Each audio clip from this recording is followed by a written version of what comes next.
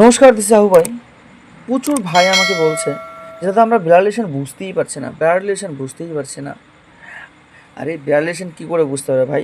আগে বুঝো বেসিক জিনিস, যেমন তোমার মায়ের ভাইকে কী বলো, তোমার বাবার বোনকে কী বলো। ওকে, তো আগে আমরা একটা ছোট্ট একটা অঙ্ক নিয়ে আগে বুঝিয়ে দিচ্ছি, ঠিক আছে? দেখুন, এ বিয়ের ভাই, মাথায় রাখো, আমরা যখন এ হলো বিয়ের ভাই, বিয়ের ভাই হলো এ, ভাই থাকলে আমরা কী দিই? প্লাস দেবো। বোন বা মেয়ে থাকলে আমরা মাইনাস দেবো। ওকে, এ হলো বিয়ের ভাই, বি সি এর কন্যা। কার কন্যা?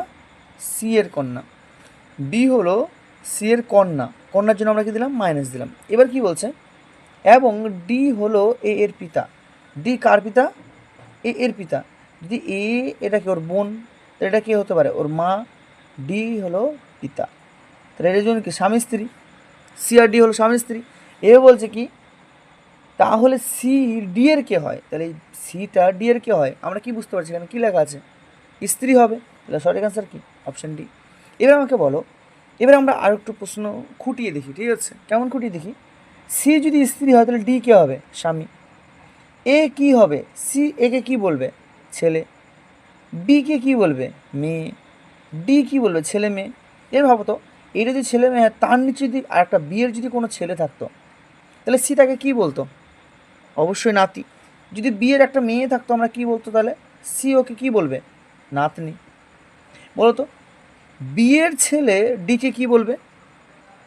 ডি কার ছেলে? সরি, ডি এর ছেলেকে, ডি এর মেয়েকে বি। বিয়ের মা হলো, বি হলো ও এর মা। মায়ের মাকে আমরা কি বলি? দিদা বলি, বা আমরা কি বলি? দিদা বলবো। আর বাবাকে বলবো দাদু। আর আমরা বাবার বাবাকে কি বলবো? ঠাকুরদা আর ঠাকুমা। ওকে, আজকের জন্য এটুকুই। গুডে, ভালো থাকো সবাই, দেখা হচ্ছে নেক্সট ভিডিওতে। শুধু শান্তি এবং ধ্যান দিয়ে অঙ্ক করলেই সব পারা যায়, ঠিক আছে?